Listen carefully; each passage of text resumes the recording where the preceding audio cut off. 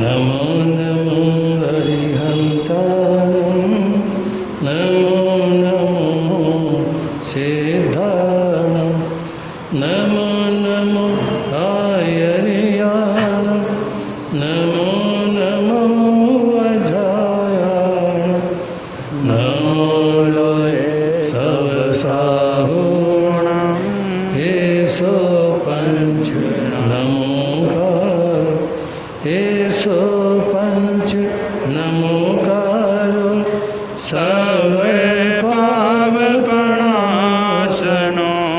मंगलानंद सर्वे सिंह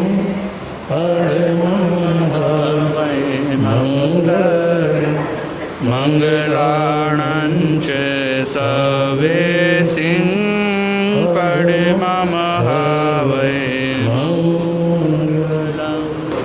सिद्धानाम नमोकिचा संजयाणं च भावो अत्यंतम गई तछम अनुसिद्धि सोने हमें पहले प्रेम परस पर जग में मोह दूर पर रहा करे है प्रिय कटुक कठोर शब्द नहीं कोई मुख से का करे बनकर सब युग वीर हृदय से दिशो न तिरत रहा करे वस्तु स्वरूप विचार खुशी से निजानंद में रमा करे वस्तु स्वरूप विचार खुशी से निजानंद में रमा करे। अनंत उपकारी परम पूज्य शास्त्री गुरुदेव श्री उपेंद्र मुनि जी महाराज साहब के पावन पवित्र चरण कमलों में कोटि कोटि वंदन करने के उपरांत उपस्थित मोक्षाभिलाषी आत्माओं, आपके समक्ष अपने विचार व्यक्त करो। इससे पूर्व भजन की कुछ पंक्तियां हैं, आशा है आप सभी मिलकर बोलने का भाव रखेंगे। बोलिए चमत्कारी बाबा गुरुदेव श्री प्रेम सुख जी महाराज की, प्रज्ञा महर्षि गुरुदेव श्री उपेंद्र मुनि जी महाराज की। सिद्ध प्रभु की है कृपा बड़ी, याद कर ले घड़ी दो घड़ी। सिद्ध प्रभु की है कृपा बड़ी, याद कर ले घड़ी दो घड़ी। घंटी बज जाए कब कुछ की, मौत हर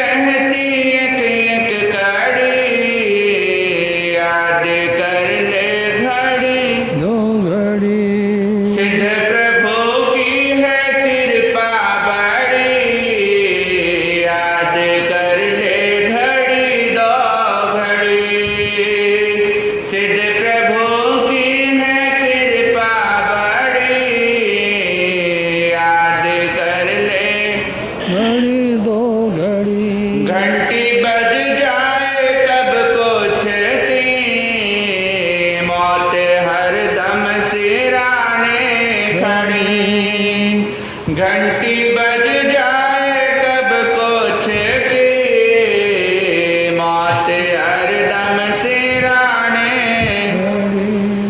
इस जवानी पे इतराना तो बातों बातों में मुक जाएगी। इस जवानी पे इतराना तो बातों बातों में मुक जाएगी। उभरा सीना सिकुड़ जाएगा और कमर तेरी झुक जाएगी। उभरा सीना सिकुड़ जाएगा और कमर तेरी झुक जाएगी। टेक करके चलेगा छड़ी, याद कर ले घड़ी दो घड़ी। सिद्ध प्रभु की है कृपा बड़ी, याद कर ले। घंटी बज जाए कब कुछ की, मौत हरदम सिराने खड़ी। घंटी बज जाए कब कुछ की, मौत हरदम सिराने।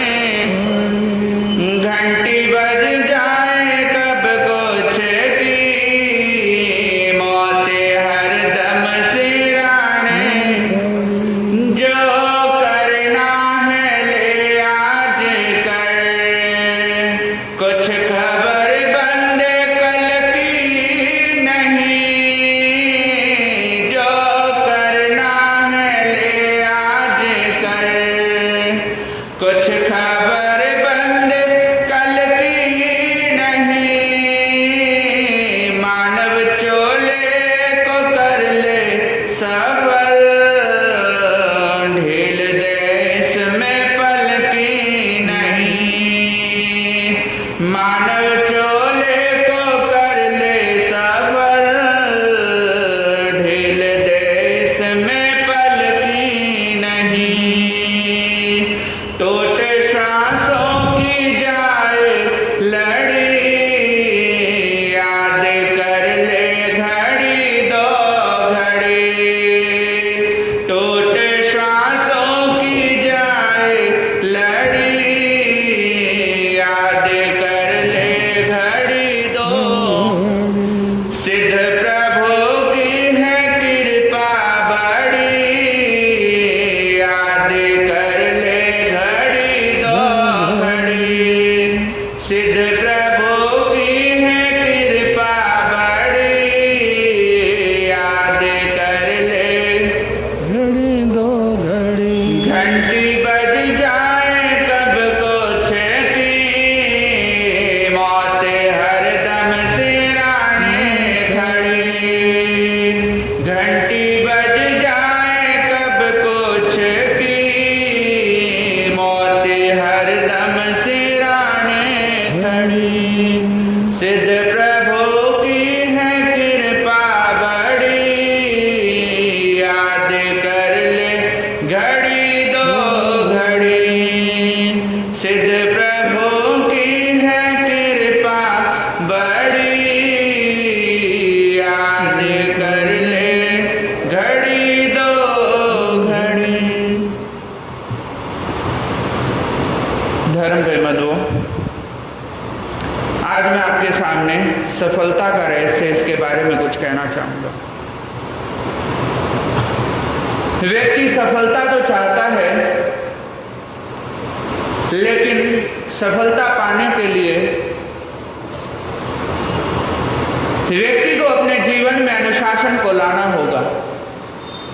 जब व्यक्ति अपने जीवन में अनुशासन को लाता है, जब व्यक्ति अपने जीवन में समर्पण को लाता है, तब व्यक्ति अपने जीवन में सफल भी जरूर होता है। सम्राट नेपोलियन के जीवन का एक प्रसंग है। कहते हैं एक बार नेपोलियन के सामने के कुमार नामक भारतीय ने प्रश्न किया कि तुम्हारी जो सर्वत्र विजय है उसका क्या रहस्य है, ये मुझे बताओ। तो नेपोलियन कहने लगा, यदि तुम मेरी सर्वत्र विजय का रहस्य जानना चाहते हो तो उसके लिए तुम्हें रविवार को मेरे पास आना होगा। के कुमार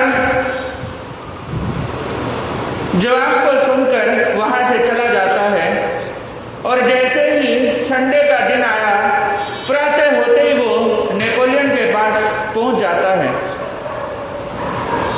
नेपोलियन उस के कुमार नामक भारतीय को लेकर समुद्र के किनारे जाता है और वहां पर घूमने लग जाते हैं। तभी के कुमार नामक भारतीय ने देखा कि वहां पर नेपोलियन के जो सैनिक थे वो समुद्र के किनारे बैठे हुए हैं और समुद्र का जो जल है उसे उठा कर अपनी टांग पर डाल रहे हैं और उसे बट रहे हैं। जब वो जल को मसल रहे थे तो के कुमार के मन में एक बात आई और वो नेपोलियन से पूछने लगा कि तुम्हारे सैनिक ये मूर्खतापूर्ण कार्य क्या कर रहे हैं। तो नेपोलियन कहने लगा, तुम इन्हीं से ही जान लो ये क्या कर रहे हैं। अब उस के कुमार ने सैनिकों से पूछा कि भाई तुम ये क्या कर रहे हो। सैनिकों ने कहा कि हम इस पानी से रस्सियां बांट रहे हैं। के कुमार नामक भारतीय कहने लगा, क्या कभी पानी से भी रस्सी बांटी जा सकती है? ये मूर्खतापूर्ण कार्य है, तुम किसके आदेश पर कर रहे हो? तो सैनिक कहने लगे, ये हमारे कमांडर का आदेश है और हमारा कर्तव्य बनता है उस आदेश को पूरा करना। अब वो के कुमार नामक कमांडर के पास पहुंचा और कमांडर से पूछने लगा कि तुम ये मूर्खतापूर्ण कार्य क्यों करवा रहे हो। कमांडर कहने लगा, ये हमारे जनरल का आदेश है और जनरल का आदेश पूरा करना हमारा कर्तव्य बनता है। ये हमारा काम नहीं है कि हम उसमें गलतियां निकालें या कुछ नुक्ताचीनी करें। अब वो के कुमार नामक भारतीय जनरल के पास में जाता है और जनरल के पास में भी जाकर वही सवाल पूछता है कि तुम ये मूर्खतापूर्ण कार्य क्यों करवा रहे हो। तो जनरल कहने लगा, जो हमारे सम्राट का आदेश है वो पूरा करना हमारा फर्ज बनता है, ना कि उसमें कुछ गलती निकालना या नुक्ताचीनी करना हमारा काम है।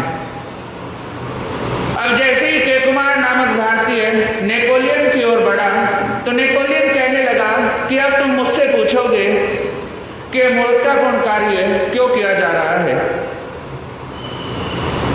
के कुमार नामक भारतीय ने कहा कि हाँ, अब तुम ही बताओ। तो नेपोलियन कहने लगा कि मेरी विजय का यही रहस्य है, हमारे यहाँ पर केवल आदेश सर्वोपरि होता है, ना कि उसमें कुछ गलती निकालना या नुक्ताचीनी करना। हमारे यहाँ पर कोई हस्तक्षेप नहीं किया जाता। अपने कठोर अनुशासन के कारण ही नेपोलियन हर जगह विजयी हुआ। कहते हैं अनुशासन ही प्रगति का मूल मंत्र है और जब व्यक्ति के जीवन में अनुशासन आ जाता है, जब व्यक्ति के जीवन में जो आदेश दिया है उसे पूरा करने की भावना आ जाती है, बिना किसी गलती निकालने के, बिना कुछ नुक्ताचीनी करने के, तब व्यक्ति अपने जीवन में सफलता को हासिल करता है। और जब व्यक्ति का मन केवल गलतियां निकालने में ही लगा रहता है, जब व्यक्ति का मन केवल नुक्ताचीनी करने में लगा रहता है, तब व्यक्ति अपने जीवन में कभी भी सफल नहीं हो सकता। इसलिए कहते हैं जब व्यक्ति के जीवन में विनय और अनुशासन का गुण आ जाता है, तब व्यक्ति अपने जीवन में सफलता को हासिल करता है। इसलिए मैं आप सभी से कहना चाहूँगा, यदि आप भी अपने जीवन में सफल होना चाहते चाहते हैं तो अपने जीवन में अनुशासन और विनय का भाव लाने का प्रयास करें, तभी आप अपने जीवन को सफल कर सकते हैं। इन्हीं भावनाओं के साथ ओम शांति। पीरा हरने हारे हो, तुमको मेरा नमस्कार। जग के उज्ज्वल अनन्यकार, परिणाम तुम मेरा हरे बार। तीन जगत के नाथ आप के, चरणों में जाऊं बलिहार। भवसागर के शोषण करेता, तुमको वंदन बारंबार।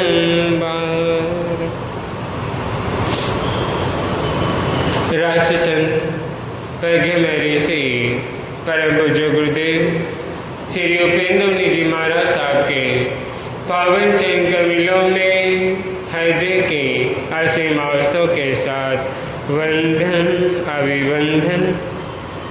उपस्थित धर्म प्रिय बंधुओं, आपके समक्ष अपने विचारकों से पूर्व कुछ पंक्तियां सभी मिलकर बोलने का भाव रखेंगे। बोलिए चमत्कारी दादा गुरुदेव श्री प्रेम सुख जी महाराज की, परम पूज्य गुरुदेव श्री उपेंद्र मुनि जी महाराज की। थोड़ा ध्यान लगा, थोड़ा ध्यान लगा, गुरुवर दौड़े दौड़े आएंगे, तुझे गले से लगाएंगे। थोड़ा ध्यान लगा, थोड़ा ध्यान लगा, गुरुवर दौड़े दौड़े आएंगे, तुझे गले से लगाएंगे। अखियां मन की खोल, अखियां मन की खोल, तुझको दर्श वो कराएंगे, तेरी आत्मा जगाएंगे। अखियां मन की खोल, अखियां मन की खोल, तुझको दर्श वो कराएंगे, तेरी आत्मा जगाएंगे। अखियां मन की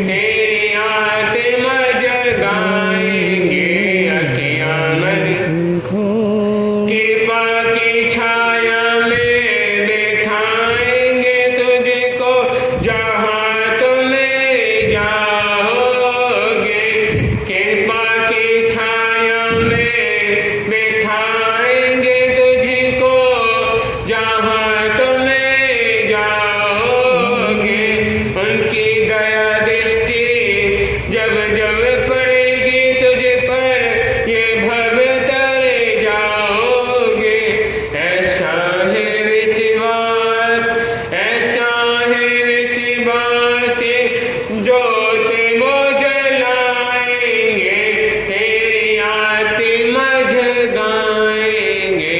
अखियाँ मन की खोल, अखियाँ मन की खोल, तुझको दर्श वो कराएंगे, तेरी आत्मा जगाएंगे। अखियाँ मन की खोल। मुनियों ने ऋषियों ने गुरु शिष्य महिमा का किया गुणगान। मुनियों ने ऋषियों ने गुरु शिष्य महिमा का किया गुणगान। गुरुवर के चरणों में झुकते सारे सृष्टि और झुकाए निशान। महिमा है अपार, महिमा है अपार, सच की राह वो दिखाएंगे। अखियाँ मन की खोल, अखियाँ मन की खोल, तुझको दर्श वो कराएंगे, तेरी आत्मा जगाएंगे। अखियाँ मन की खोल, अखियाँ मन की खोल, तुझको दर्श वो कराएंगे, तेरी आत्मा जगाएंगे। अखियाँ मन की खोल। थोड़ा ध्यान लगा, थोड़ा ध्यान लगा, गुरुवर दौरे दौरे आएंगे, तुझे राह वो दिखाएंगे। थोड़ा ध्यान लगा, थोड़ा ध्यान लगा, गुरुवर दौरे दौरे आएंगे, तुझे राह वो दिखाएंगे। अखियाँ मन की खोल, अखियाँ मन की खोल, तुझे राह आत्मा जगाएंगे, रो रहा वो दिखाएंगे। अखियाँ मन की खोल, अखियाँ मन की खोल, तुझे राह वो दिखाएंगे, तेरी आत्मा जगाएंगे। अखियाँ मन की खोल। उपस्थित धर्म के बंधु, आप सुन रहे हैं मान के बारे में। तो महापुरुष क्या कहते हैं कि जिंदगी में कभी इंसान को हिम्मत नहीं हारनी चाहिए। हिम्मत वही इंसान कर सकता है, वही इंसान आगे बढ़ सकता है जिसके अंदर कुछ करने की लगन है, कुछ करने का आशा है, कुछ करने की उमंग है। अगर आपके इंसान के मन में यह विचार आ गया, यह भावना आ गई कि मैं अगर बैठा रहूंगा तो बहुत कुछ हासिल कर सकता हूँ, मन में बात कर गई, मन में बात मान कर गई, बात अभिमान आ गया कि मैं जिंदगी में दुनिया को जीत सकता, दुनिया को हासिल कर सकता हूँ। दुनिया को हासिल करने के लिए सिकंदर भी चला था, क्या वह हासिल कर सका? दुनिया को जीतते जीतते वो खुद ही हार गया। किसके आगे? मौत के आगे। कहते हैं अभिमान के वशीभूत होकर, मान के वशीभूत होकर चल देते हैं दुनिया को जीतने के लिए। आप दुनिया को जीत जाएंगे, लेकिन अपने कर्मों से कैसे जीतेंगे? जो आप कर्म कर रहे हैं उसे कैसे जीतेंगे? और जो मौत हमारे सामने खड़ी है उसे कैसे जीतेंगे? आपने औरों को जीत लिया, आपने राज्य जीत लिया, देश जीत लिया, सब कुछ जीत लेंगे, लेकिन मौत को, कर्म को कैसे जीतेंगे? उसको तो कोई भी जीत नहीं पाया। उसको जीतने का एक ही सरल तरीका है, एक ही तरीका है कि संसार में कभी हिम्मत ना हारे। किससे हिम्मत ना हारे? अपने कर्मों से हिम्मत ना हारे। अब मौत भी आई है, वो सामना करने के लिए तैयार रहे। कैसे?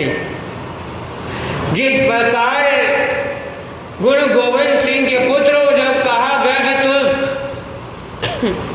अपना धर्म परिवर्तन कर लो तो तुम्हें छोड़ दिया जाएगा, अगर तुम धर्म परिवर्तन नहीं करते तो तुम्हारा सिर कर्म कर दिया जाएगा, तुम्हारा सिर काट दिया जाएगा। उनको क्या था, मुगलों को, कि हमारे डर के कारण क्या कर देंगे, सिर झुका देंगे। लेकिन मुगलों का जो अभिमान था गुरु गोविंद सिंह के पुत्रों के सामने धरा का धरा रहा। उन्होंने क्या कहा, कदे कदर खुशी से हमें डर नहीं, कदे कदर खुशी से हमें डर नहीं कि अपना धर्म प्यारा है, अपना सर नहीं। उन्होंने उसका मान, जो मुगलों का मान था कि अगर इनको डरा देंगे, को धमकाएंगे कि अपने धर्म परिवर्तन कर ले, लेकिन उनका मान गुरु गोविंद सिंह के पुत्रों के सामने धरा का धरा रहे। क्यों? उन्होंने धर्म के आगे बिल्कुल भी झुकना हिम्मत नहीं आने, अपने आप के अपने अंदर हौसला रखा, उत्साह रखा कि अगर धर्म के लिए मरना भी पड़ा तो उसके लिए क्या है, तैयार। लेकिन आज का इंसान क्या करता है, मुसीबत आई, परेशानी आई तो सबसे पहले क्या छोड़ता है, धर्म छोड़ता है। सोचता है कि धर्म ने हमें क्या दे दिया, धर्म से हमें मिला क्या है।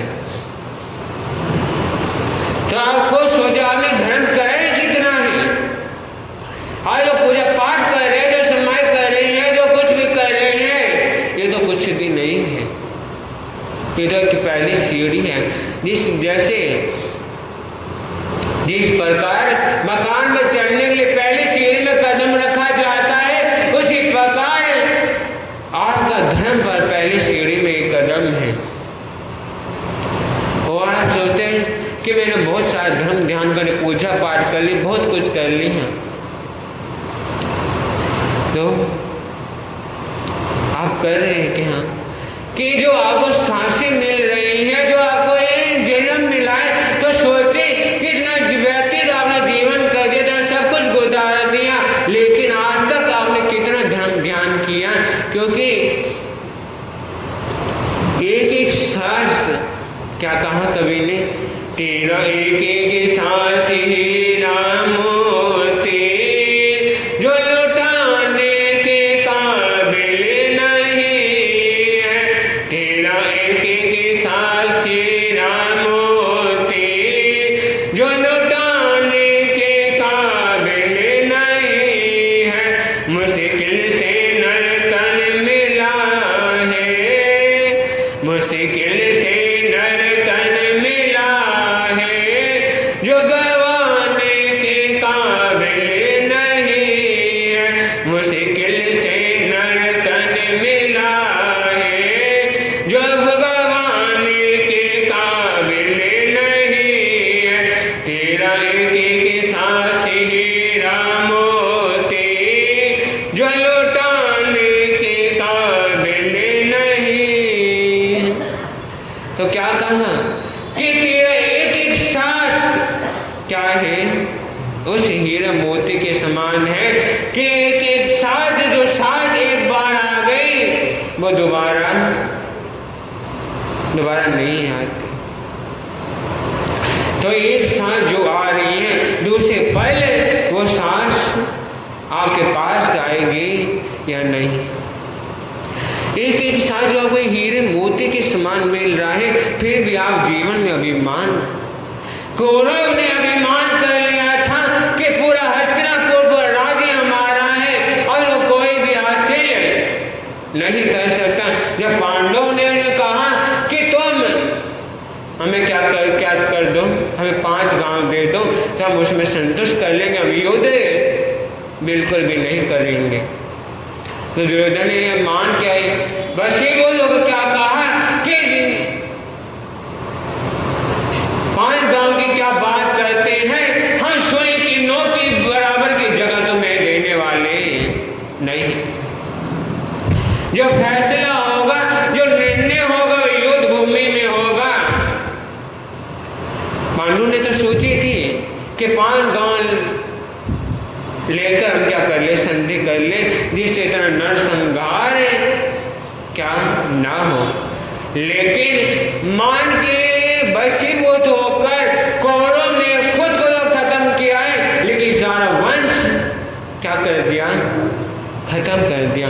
एक मान के चक्कर में, छोटे से राज्य के चक्कर में, राज्य के ऊपर मान आ गया, अभिमान आ गया, उसके चक्कर में अपने खुद और दुर्योधन खत्म हुआ, साथ में अपने पूरा खानदान, पूरा परिवार क्या कर दिया, क्या कर दिया, खत्म कर दिया। एक छोटे से अक्षर, एक छोटे से मान के चक्कर में खुद तो खत्म हुआ, लेकिन अपने परिवार भी धूल मिट्टी हो गया। तो ईमान तो देखने में आपके मन अभिमान आगे अच्छा लग रहा है, आपको अकल में अच्छा लग रहा है, लेकिन इसका जब इसका परिणाम भुगतने का समय आता है तो इसका इतनी बुरी गति होती है जिसके कोई आदमी उठने का नाम नहीं लेता। तो मान करे तो किस चीज़ का करे, सोचे समझे, तभी जीवन का कल्याण उत्थान हो सकता है। तो बोलिए महापंजा पर्वतक बाल ब्रह्मचारी दादा गुरुदेव श्री भागवत जी महाराज की जय हो साधु जीवन की जय हो, साधु जीवन की, त्यागी जीवन की,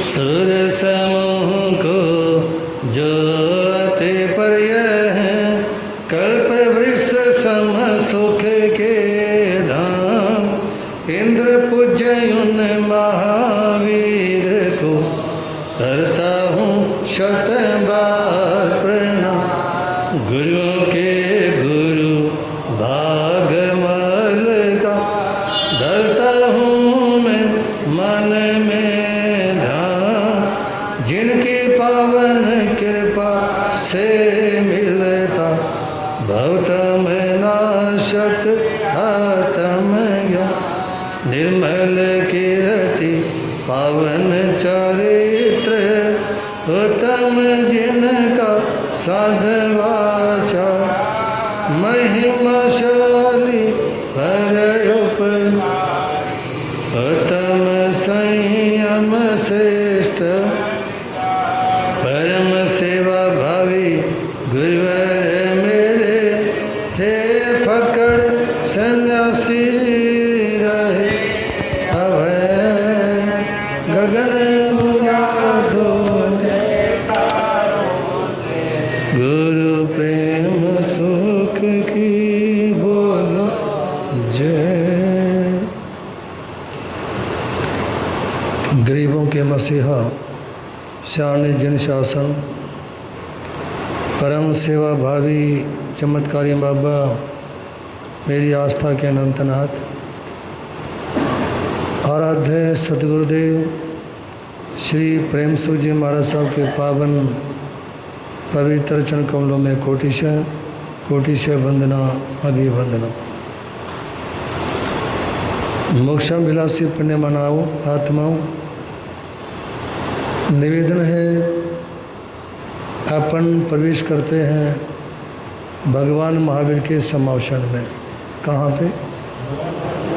भगवान महावीर के समावेशन में प्रवेश करते हैं। और समावेशन में प्रवेश करने के साथ साथ कुछ पंक्तियाँ सुने, मिलकर बोलने का भाव रखें। परम सेवा भावी परम पूज्य गुरुदेव चमत्कारी बाबा श्री बोले चिंतामणि पारसनाथ भगवान गौतपसी पुष्य होशलाल जी माँ, अरिहंत अरिहंत अरिहंत अरिहंत अरिहंत अरिहंत अरिहंत अरिहंत अरिहंत अरिहंत प्रातः काल जो निद्रा विसारा करें, प्रातः काल जो निद्रा विसारा, तेरे तन से जो सुस्ती किनारा करे, तेरे तन से जो सुस्ती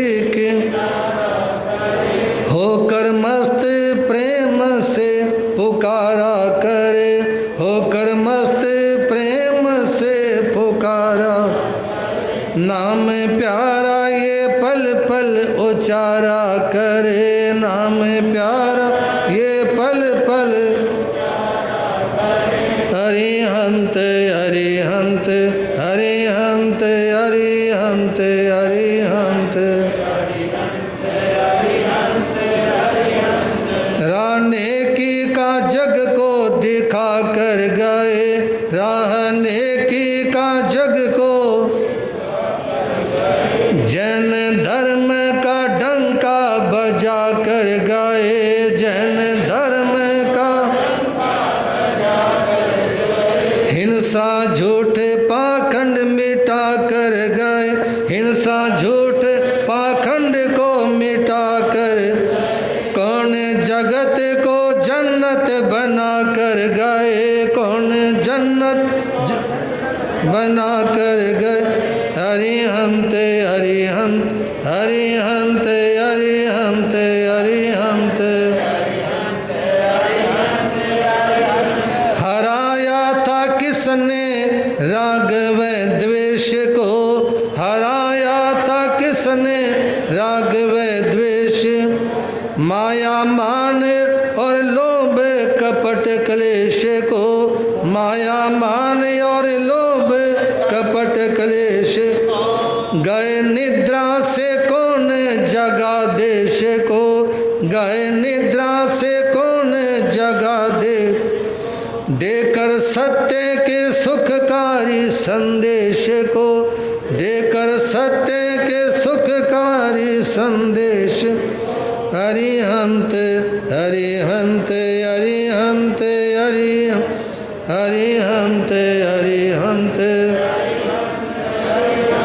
सच्चे धर्म के रहबर थे ज्ञाता यही, सच्चे धर्म के रहबर थे ज्ञाता, दया सागर अभय दान दाता यही, दया सागर अभय दान दाता, जगत स्वामी यही पिता माता यही, जगत स्वामी यही पिता माता, मुनि चंदन सदा नाम धाता यही, मुनि चंदन सदा नाम धाता।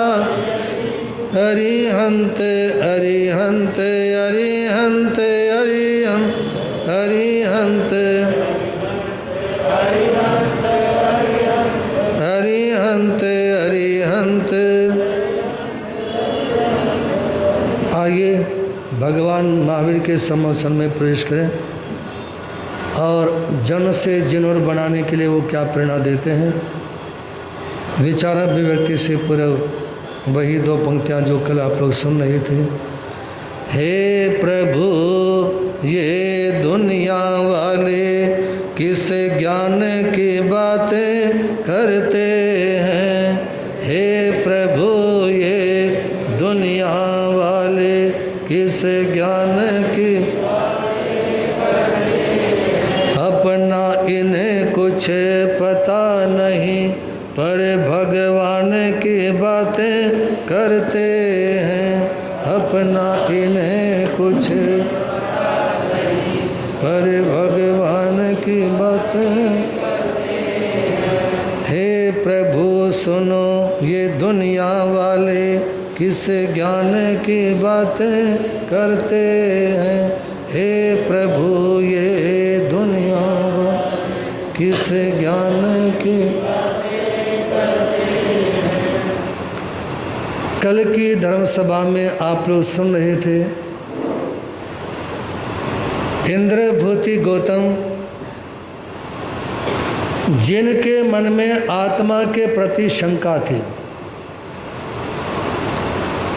और भगवान महावीर ये बोलते हैं जहाँ मन में शंका आ जाती है वहाँ श्रद्धा समेत तो खत्म हो जाता है, श्रद्धा भी खत्म हो जाती है और श्रद्धा के साथ ही समयत्व है। श्रद्धा है तो समयत्व है, श्रद्धा नहीं तो समयत्व भी नहीं। उस समय भगवान महावीर ने इंद्रभूति गौतम को त्रिपदी का संदेश दिया, उपनैवा विगमैवा धुवैवा। इन 3 पदों का उच्चारण सुनने मात्र से 14 पूर्व के ज्ञान की प्राप्ति हो गई और भगवान महावीर के सानिध्य में ही रह गए स्वयं, और उनके जो 500 शिष्य थे ना, वो सभी भगवान के चरणों में दीक्षित हो जाते हैं। उनके दूसरे नंबर के भाई अग्निभूति जो इंद्रभूति के स्थान के पर मंत्रों का उच्चारण कर रहे थे, उन्होंने सोचा कि इंद्रभूति ये बोलकर गए थे अभी मैं 2 मिनट में आता हूं।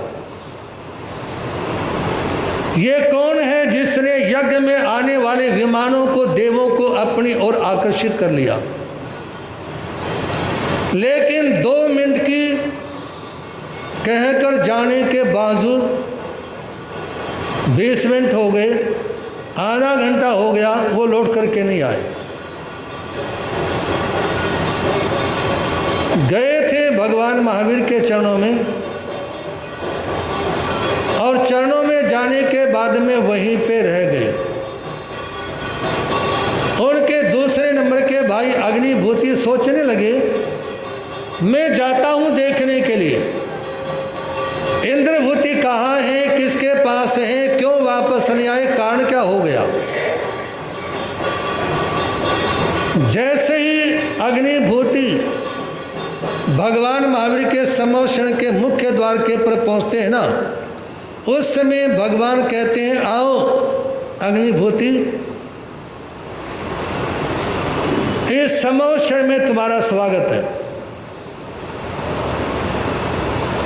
अग्निभूति दाएं बाएं देखने लगे, मेरा परिचय किसने दिया इनके सामने, और गए थे इंद्रभूति को वापस लेने के लिए। लेकिन भगवान महावीर से इतने ज़्यादा प्रभावित हुए कि जो स्तंभित खड़े होकर के देखने लगे ना, स्तंभित का मतलब क्या होता है, जड़वत, पत्थरवत। जैसे कहते ना कि अहिल्या पत्थर की बन गई। आपका क्या विचार है, क्या पत्थर की बन गई थी? पत्थर की नहीं बन गई, जैसे पत्थर की मूर्त खड़ी होती है ना, ऐसे जड़वत खड़ी हो गई एकदम। इसी तरह से अग्निभूति भी जाते हैं ना भगवान महावीर के समोषण में, एकदम जड़वत खड़े हो गए, स्तंभित खड़े हो गए अपना नाम सुनने के बाद। उस समय भगवान महावीर कहते हैं सुनो अग्निभूति, तुम्हारे मन में कर्म के अस्तित्व के प्रति शंका है। किसके प्रति? कर्म का अस्तित्व क्या है? कर्म के अस्तित्व से मतलब है जो आप कार्य कर रहे हैं उसका फल आपको मिलेगा या नहीं मिलेगा। आप सामायिक कर रहे हो या अठाई कर रहे हो, अन्य जो धार्मिक क्रियाएं कर रहे हो, आपको उसका फल मिलेगा या नहीं मिलेगा। इसमें शंका होने का मतलब है कर्म के अस्तित्व में शंका होना। आपको विश्वास होना चाहिए कि जो मैंने सामायिक की है उसका लाभ भी मेरे को मिलेगा, अन्य जो धार्मिक क्रियाएं हैं उसका लाभ भी मिलेगा। मिलेगा उतना सा ही जितनी मात्रा में आपने सामायिक की। आपने ले तो ली 48 मिनट की सामायिक, लेकिन संभाव में कितनी देर तक रहे काउंटिंग उसकी होगी, है जी। आप मन से भी, वचन से भी और शरीर से भी कहाँ हो, गिनती उसकी है। ये गिनती नहीं कि आप मतलब 48 में बैठे रहे, आप 5 घंटे बैठे रहे, सारा दिन बैठे रहे, उसकी कोई गिनती नहीं है। गिनती है आपके भावनाओं की, संभाव में आए या नहीं आए। संभाव भावी अपा लहे मुख में संदेह हो, यानी जिस समय आत्मा संभाव में रमण करती है उसकी मुक्ति में कोई संदेह नहीं होता, उसकी मुक्ति में। तो भगवान कहते सुनो, तुम्हारे मन में कर्म के अस्तित्व में शंका है। ऐसा ही था। और उस समय भगवान महावीर ने कहा सुनो अग्निभूति, आपको कर्म का अस्तित्व तो मानना ही पड़ेगा। आप ये नहीं कह सकते कि कर्म नहीं होते। कर्म का तो सारा संसार में देख लो।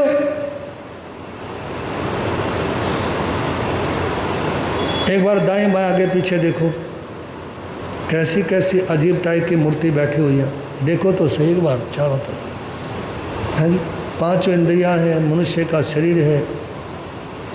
देख तो लो एक बार, आगे पीछे दाएं बाएं कैसी मूर्ति बैठी हुई। ये सारी मूर्ति ये बता रही है कि सभी के कर्म भिन्न भिन्न हैं। मनुष्य का शरीर है सभी के पास, 5 इंद्रियां भी हैं, है जी, लेकिन फिर भी सबको अलग अलग पहचाना जा सकता है। और वो पहचान आपके कर्म करवा रहे हैं। कौन?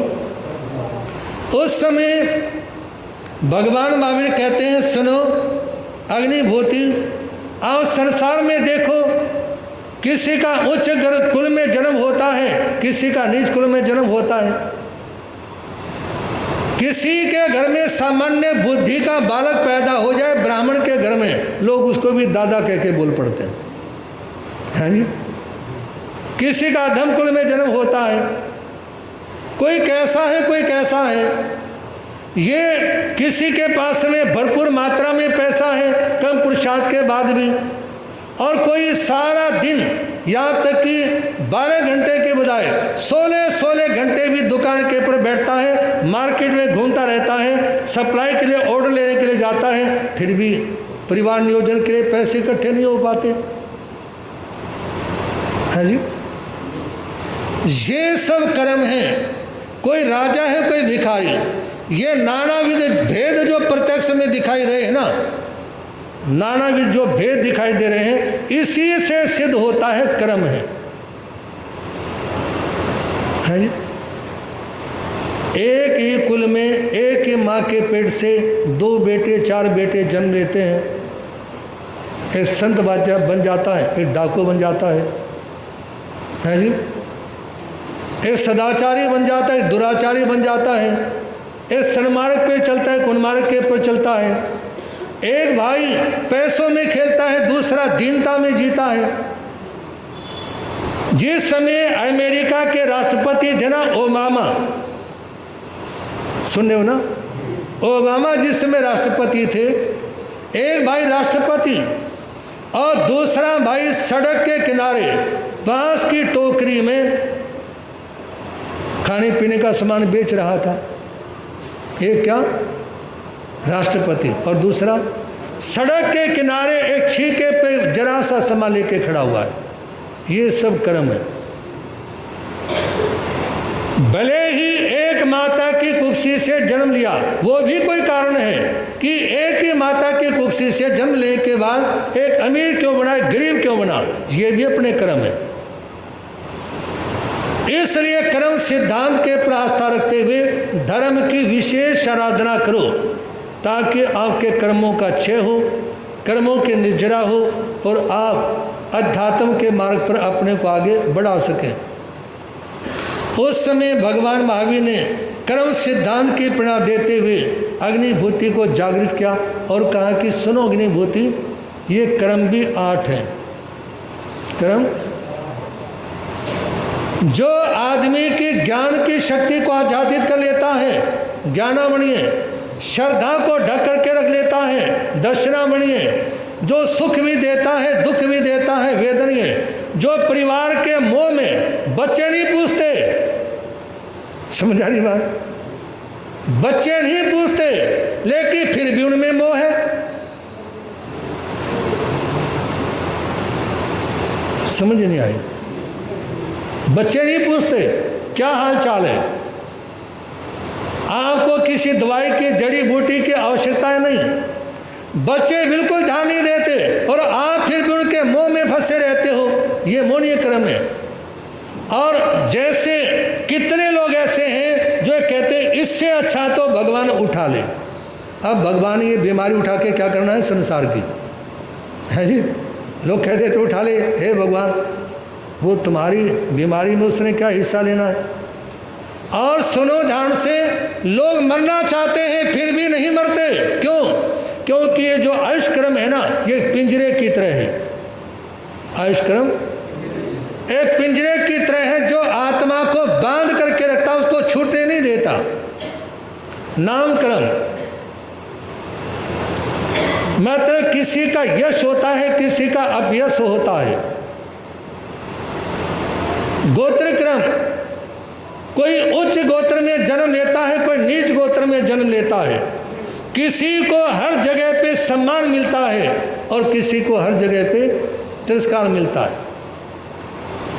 एक व्यक्ति किसी के घर पे जाता है तो वहाँ उसको बैठने के लिए कुर्सी मिलती है, और एक व्यक्ति किसी के घर पे जाता है उसको जूतों में बैठना पड़ता है। ये क्या है? गोत्र क्रम। और 8वां अंतराय क्रम, जो किसी के बनते हुए काम को बिगाड़ता है वो अंतराय क्रम को बांध लेता है। याद रखना, आज के समय में जो हर चौराहे के पर भिखारी खड़े हुए हैं, जो भीख मांगते हैं, कुछ दे दो, बेटा हो जाए, पोता हो जाए, जो दर दर की ठोकरें खाते फिर रहे ना, अंतराय क्रम के कारण। एक व्यक्ति दान लेना चाहता है, एक व्यक्ति देना चाहता है, और जो देना चाहता है ना उसके सामने किसी ने कह दिया यार क्या करोगे देके, तेरे पैसों की शराब पी जाएगा, ऐसा होगा वैसा होगा। अंतराय क्रम, किसी के कार्य में विघ्न डालने से, बाधा डालने से अंतराय क्रम का बंद होता है। उस समय भगवान महावीर कहते हैं अग्निभूति, आप समझ गए होंगे ये 8 क्रम हैं जिनसे बंधी हुई आत्मा अनंत काल से संसार में भ्रमण कर रही है, अनादिकाल से भ्रमण करते आ रही है। और जब तक कर्म नहीं कटेंगे, जब तक कर्म क्षय नहीं होंगे, उस समय तक आत्मा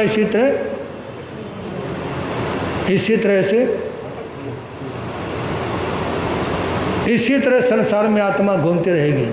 कर्मों के खेल निराले हैं,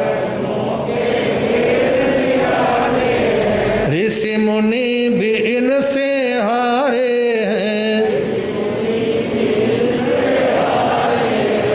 अग्निभूति जब भगवान महावीर की सभा में गए तो उनकी आयु थी 40 वर्ष की, अपने बड़े भाई से 4 साल छोटे इंद्रभूति से। 40 वर्ष की आयु थी। 500 शिष्यों के साथ भगवान के समोषण में जाना हुआ और अग्निभूति भी वहीं रह गई। कहाँ? जहाँ बड़े भाई बैठे थे ना उसके बगल में जाके वो भी बैठ गया इंद्रभूति के साथ। अग्निभूति भी बैठ गए और अग्निभूति के साथ जो 500 शिष्य थे ना, जो उनके छात्र थे, जो उनके पास में पढ़ते थे, वो भी उनके साथ में दीक्षित हो जाते हैं। और उस समय अग्निभूति 40 वर्ष की आयु में दीक्षित होने के बाद में 12 वर्षों तक रहे छद्मस्त और 10 वर्षों तक रहे केवल ज्ञानी की अवस्था में। 40 वर्ष में दीक्षा ली, 12 वर्ष छद्मस्त रहे और 10 वर्ष तक केवली अवस्था प्राप्त करने के बाद में गांव-गांव पांव-पांव घूम करके उन्होंने धर्म का प्रचार और प्रसार किया। भगवान महावीर कहते हैं सुनो अग्निभूति, यदि संसार में कर्म नहीं है ना आत्मा के साथ, यह अन्याय क्यों? एक भाई 500 गज की कोठी में रहता है, एक के पास में 50 गज का मकान ही, ये अंतर क्यों? ये भेदभाव क्यों? क्या ये भेदभाव भगवान ने किया है जी? ये भेदभाव क्या भगवान ने किया है? भगवान ने कोई भेदभाव नहीं किया, ये अपने अपने क्या हैं? कर्म हैं। लेकिन इतना भी कहना चाहूँगा आप लोगों के सामने, यदि मेरी बात का बुरा ना मानो तो तुम्हारे में बहुत कम लोग ऐसे जो कर्म के ऊपर श्रद्धा है।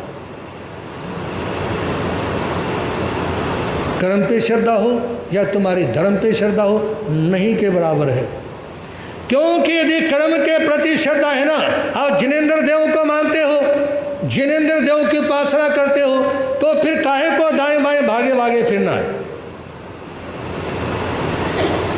गीता में कर्म योगी भगवान श्री कृष्ण ने भी एक बात कही थी कि अपने धर्म में मरना ही श्रेयस्कर है।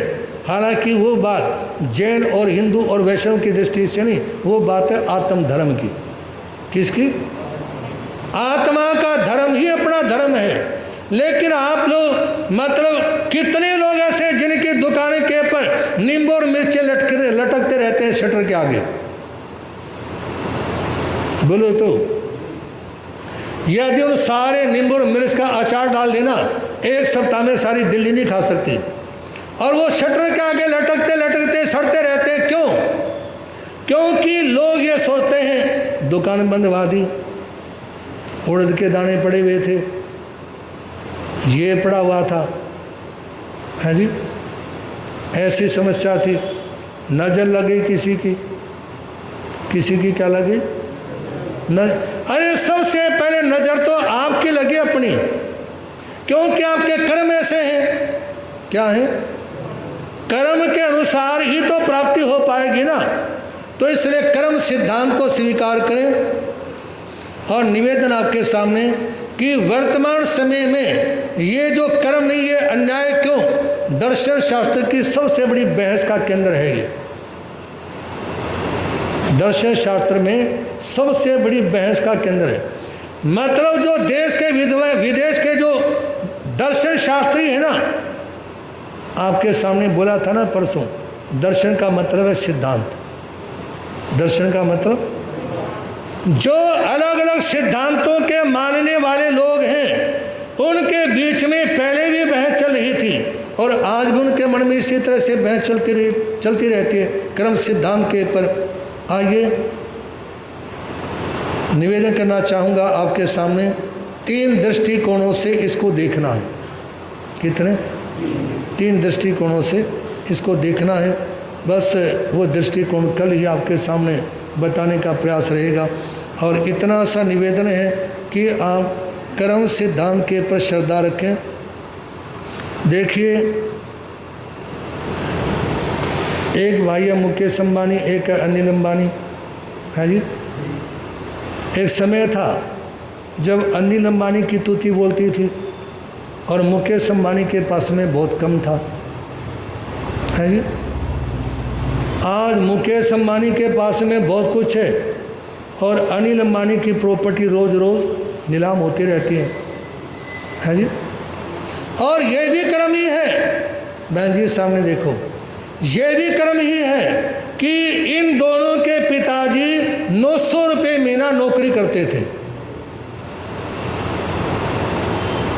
आज जिन्होंने हिंदुस्तान का बहुत बड़ा भूखंड खरीद करके डाल रखा है ना, इनके पिताजी 900 रुपये महीना नौकरी करते थे किसी कंपनी में। सामने देखेंगे, किताब किताब बाद में करना, 900 रुपये महीना। और आज है जी, मोदी साहब भी मुकेश अंबानी की गोदी में बैठे थे प्रधानमंत्री की शपथ लेने से पहले। ये अखबार में मैंने फ़ोटो देखी थी। और ये शर्त थी कि यदि तुम प्रधानमंत्री बनोगे तो एक पल के लिए मेरी गोदी में बैठा, 2 मिनट के लिए बैठे हो। कर्म इंसान को कहाँ कहाँ लेकर के जाता है। और भगवान महावीर ने प्रेरणा दी उत्तराधीन सूत्र के 4थे दिन में, कतार में अनुजाई कमम। कर्म करने वाला व्यक्ति कहीं भी चला जाए, कर्म उसके पीछे पीछे चलता हुआ, कर्म उसके पीछे चलता हुआ वहीं पर पहुंच जाता है। इसलिए कर्म करते समय सावधानी बरतेंगे। बंदे तूने जन्म जग में बड़े पुण्यों से पाया है, बंदे तूने जन्म जग में 8:15 से 9:30। 9:30 बजे जिसने उठना है उठ सकते हैं। प्रवचन की तरफ ध्यान देने का प्रयास करेंगे। बंदे तूने जन्म जग में बड़े पुण्यों से पाया है, बंदे तूने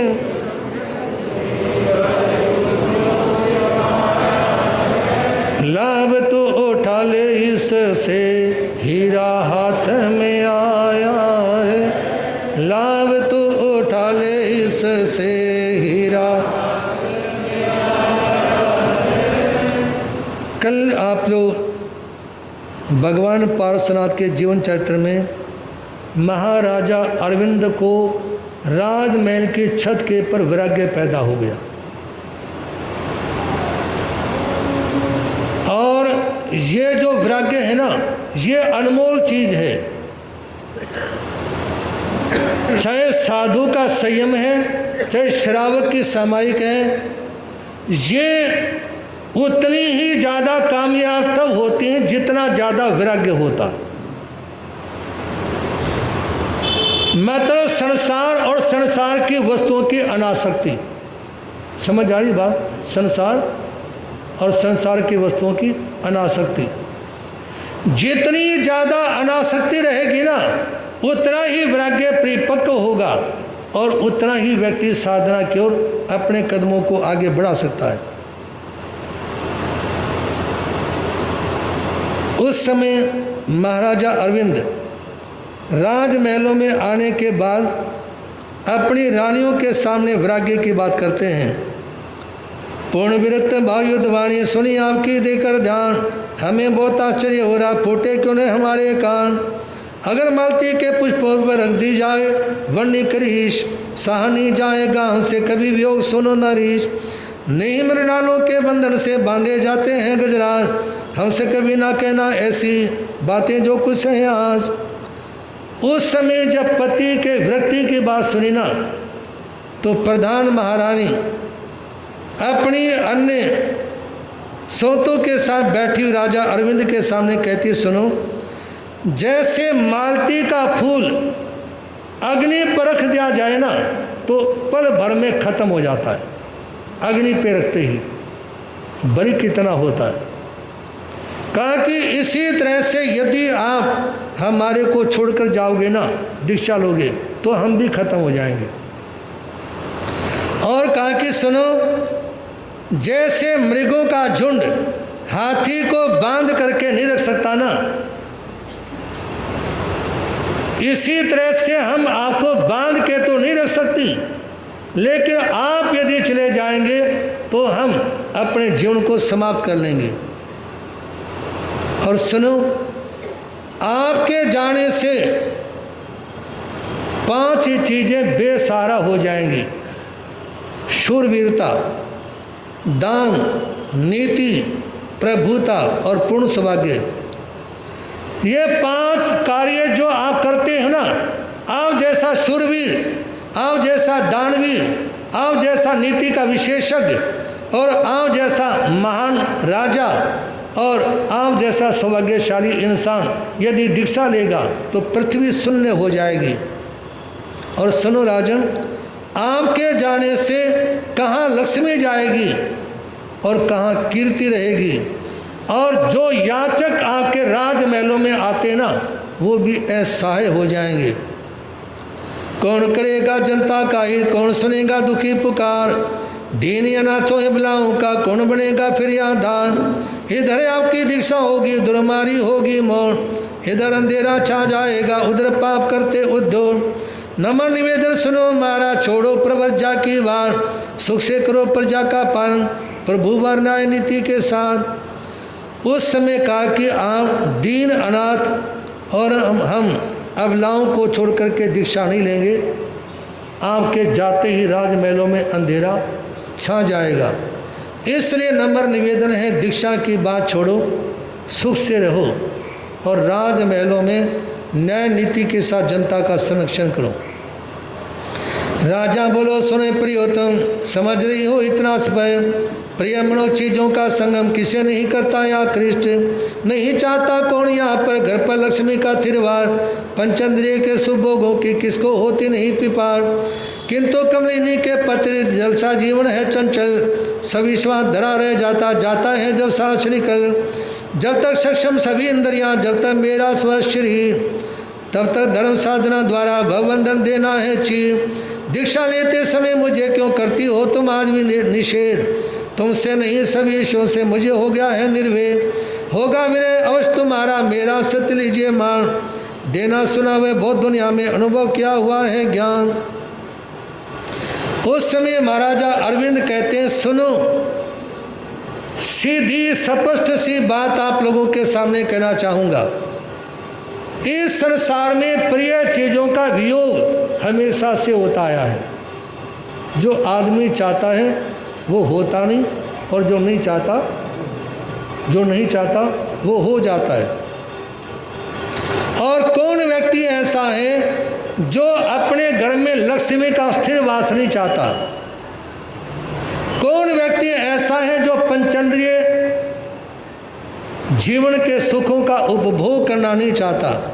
लेकिन सुनो, जैसे कमल के पत्तों के पर जो सवेरे ओस की बूंद जो टपकी होती है ना, जरा सा कमल का पत्ता हिलते ही वो धराशायी हो जाती है। इसी तरह से जैसे ही सांस निकल जाएगा ना, जैसे सांस निकल जाएगा, ये पिंजरा है जी, जैसे सांस निकल जाएंगी ये शरीर धरा के पर पड़ा रहेगा। इसलिए जब तक इंद्रियां स्वस्थ हैं, स्वस्थ शरीर स्वस्थ हैं, तब तक धर्म की आराधना कर लेनी चाहिए। सत्संग करो जवानी में बुढ़ापा आने वाला है, सत्संग करो जवानी, सत्संग करो जवानी में बुढ़ापा आने वाला है।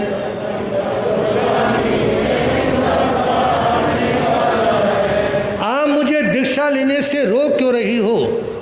और सुनो, यदि तुम्हारे से मेरा वियोग बर्दाश्त नहीं होता तो तुम भी दीक्षा ले लो। क्या कहेंगे महाराज अरविंद? तुम ये बोल रही हो ना कि हम तुम्हारे बिना नहीं रह सकती, कोई बात नहीं, मेरे बिना मत रहना, मैं साधु जीवन को स्वीकार करूंगा, आप भी साध्वी बन जाओ, विचरते रहना। और उस समय जब ये बात की ना, कहा कि सुनो, ये विरह वियोग तो हर व्यक्ति को सहना ही पड़ता है, क्योंकि चाहे पति पत्नी हो, ये जरूरी नहीं है कि एक साथ दोनों के सांस निकलेंगे। पति पहले गुजर गया तो पत्नी का वियोग सहना पड़ेगा, पत्नी पहले गुजर गई तो, हाँ जी। लेकिन ये कहते हैं कि जवान उम्र में बीवी गुजर जाए और बुढ़े की बुढ़िया गुजर जाए तो जिंदगी खराब। बुढ़े की बुढ़िया गुजर जाए तो जिंदगी खराब, क्योंकि औरत तो फिर भी अपने हाथों से 2 रोटी बना के खा लेती है, अगले को तो कुकर भी खोलना नहीं आता है जी, वो क्या करेगा? तो इसलिए निवेदन है, राजा अरविंद कहते हैं आप भी दीक्षा लेने के लिए तैयार हो जाओ, मुझे मत रोको। सोचो समझो जरा विचारो, मोह निवारो करो विवेक, अपने कर्म भोगता रहता पृथ्वी पर प्राणी परते। कहा कि सोचें, जरा सा विचार करो और मोह को कम करो। किसको जतिन? मोह को क्या करो? मोह को कम करो, क्योंकि यहाँ कोई किसी का नहीं है, यहाँ पर कोई किसी का नहीं है। मोह को कम करो, अपना कर्म भोग भी अपना, बोलो अपना कर्म, दुनियादारी झूठा सपना दुनियादारी, ये ही धर्म का सार त्रिशला नंदन की, ये ही धर्म का सार त्रिशला। अपने ही कर्म है और अपने को ही भोगने हैं, यही तो धर्म का सार है। आंखों में से गिरते आंसू, सूखा जाता सारा तन, हिम गिरने को हो जाता है शोभा रही कमल का वन। भराया कारुण्य नैन में लुत हो गया है लावण्य, दर्शन देने लगी दीनता आनंद ऊपर चिंता जन्य। मुकर अस्तर डांप कर सारा अंतपुर कर रुदन, नहीं रुदन सुनने वाला है किसे दिखाया जाए वदन। उस समय सारी महारानियां अपना मुंह ढक करके रोने लग जाती है। मुंह ढक करके, एक अनपढ़ लड़का था, पैसा बहुत था, शादी हो गई। पैसा कम हो तो पढ़े लिखे की भी शादी समय पे नहीं होती, और अनपढ़ हो पल्ले पैसा हो तो उसकी भी बढ़िया घर में है जी, उसकी भी बढ़िया घर में शादी हो जाती। शादी हो गई, इसके बाद वो घरवाली को लेने के लिए गया। जब वो घरवाली को लेने के लिए ससुराल में पहुंचा ना, तो सास ने देखा दामाद आए हैं, तो उनके सामने चाय पानी इत्यादि रखा। इसी बीच में डाक लेके आ गया, एक चिट्ठी दे के गया, और चिट्ठी का कोना फटा हुआ था। चिट्ठी का उलझ के फट गया होगा कहीं, ठीक है ना। लेकिन उस समय सास ने वो जो चिट्ठी आई थी ना, वो अपने दामाद के हाथ में दे दी। किस लिए? पढ़ के सुना देगा। और दामाद ने हाथ में चिट्ठी ली और रोना शुरू कर दिया। जैसे ही दामाद ने रोना शुरू किया तो पास में सास भी बैठ के रोने लगी। औरतों की होती है भेड़ चाल। अब एक रोई, दो रोई, तीन रोई, यूं करते करते सारा तरीनगर है जी उनके घर में इकट्ठा हो गया। और यूं रोते रोते जब घर का चौक भर गया ना, तो लगभग 12 बजे का आसपास का समय था। एक मैडम दोपहर को स्कूल खुलता था, उस समय जा रही थी पढ़ाने के लिए। उसने देखा कि इतनी भयंकर रोने की आवाज़ है जी, रो वर्धमान पार्क के बाग में इंद्रलोक से आगे आवाज़ सुनाई दे। तो ऐसी स्थिति में मैडम ने सोचा बड़ी आफत आई परिवार के पर। वो बेचारी बैठ गई रोने के लिए। जब रोने के लिए बैठी ना, तो उसने सोचा रोने से पहले पूछ तो लूँ बात क्या है। उसने को हाथ लगा, बहन रो क्यों रही, क्या बात हो गई घर में? कहा कि मेरे को नहीं मालूम, ये रो रही थी सारी, मैंने रोना शुरू कर दिया। दूसरी से पूछा आप क्यों रोई? कहा कि मुझे भी नहीं पता। तीसरी से पूछा, उसने कहा मुझे भी नहीं पता। उस युवक की सास से पूछा आप क्यों रो रही हो? कहा कि मेरे को भी नहीं मालूम, मेरे दामाद ने रोना शुरू कर दिया। मैं चिट्ठी आई थी, मैंने दामाद के हाथ में दिए, रोने लगे, मैं रोने लगी। तो मैडम ने श्रीमान से पूछा आप क्यों रोए? कहा कि मैं हूँ अंगूठा टेक, और मेरी सास ने मेरे हाथ में क्या दे दी? चिट्ठी पढ़ने के लिए दे दी। मैं तो अपनी किस्मत को रो रहा हूँ, इनका पता नहीं ये क्यों रोई है जी। मैं किसको रो रहा हूँ? अपनी किस्मत को। तो सज्जनों, निवेदन आपके सामने, सारी महारानियां रोने लगी, क्योंकि ये अज्ञान है, और अज्ञान के अंधेरे को मिटाना बड़ा मुश्किल काम होता है। बड़ा वृक्ष गिर जाने से जो करते पक्षी कोलाहल, वे वेदना से हो जाते हिम्मत वाले भी घायल। अपना स्वार्थ सभी को प्यारा इसीलिए सब रोते हैं, तत्व रखने वाले विल्ले पुण्यवान नर होते हैं। उनका वृदर देखकर राजा मन ही मन होता है हैरान, रोते हुए किसी नर को भी समझाना है क्या आसान। जैसे बड़े वृक्ष के गिर जाने से उसके ऊपर बैठे वाले पक्षी रोते हैं ना, कि अब हम ऐसा हो गए, किसकी छाया में बैठेंगे, किसके फल खाएंगे, तो पक्षी रुदन करते हैं। इसी तरह से महारानियां भी रोने लगी, और महारानियों को रोते हुए देख करके महाराजा अरविंद मुस्कुराते हुए सोचते हैं कि देखिए संसार का अज्ञान है जी।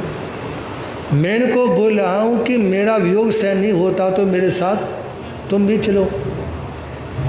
बस आधी मिनट के बाद एक भाई, उसने नंगे पैर रहने का नियम कर लिया, जूते चप्पल का त्याग कर दिया। हो गया ससुराल में। ससुराल में गया तो घरवाली को लेके चला। अब घरवाली सैंडल पैंडल पहन के चल रही थी और वो नंगे पैरी। तो उसने, घरवाली ने कहा उसके सामने कि आप नंगे पैरी हो और मैंने सैंडल पहन रखे हैं, आपको शर्म नहीं आती? कहा कि शर्म तो तेरे को आनी चाहिए, जिसका घरवाला नंगे पैरी है जी, उसको भी छोड़ देना चाहिए। लेकिन त्याग करना बच्चों का खेल नहीं होता। इस संसार में त्याग ही तो मुश्किल है।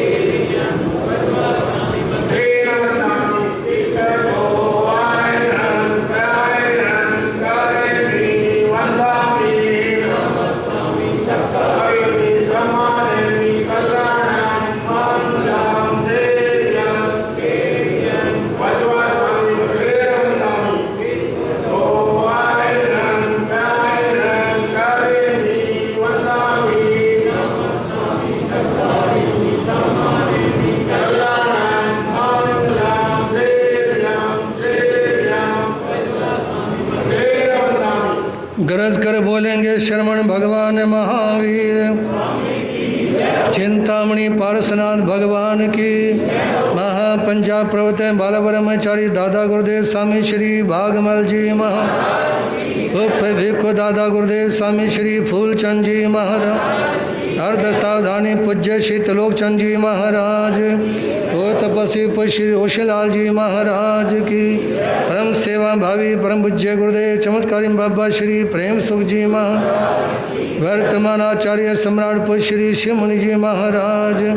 बोलिए श्री जैन धर्म की पंच परमेष्टि नवकार मंत्र भगवान की, संसार के सभी महापुरुषों की, भगवान महावीर स्वामी का संदेश। श्री चतारी मूलम मरियंता मूलम सिद्धा मूलम सामूलम केवली पंतो धम्मूलम चतारी लोतमा रियंतालोतमा सिद्धालोतमा सालोतमा केवली पंतो धम्मलोतमा चतारी शनम भोज्यामि रंते शनम भोज्यामि सिद्धे शनम भोज्यामि साहु संभोज्यामि केवली पंतो धम्मा शनम भोज्यामि। हरियंतों का शरणा, सिद्धों का शरणा, साधुओं का शरणा, दया धर्म का शरणा, ये चार शरण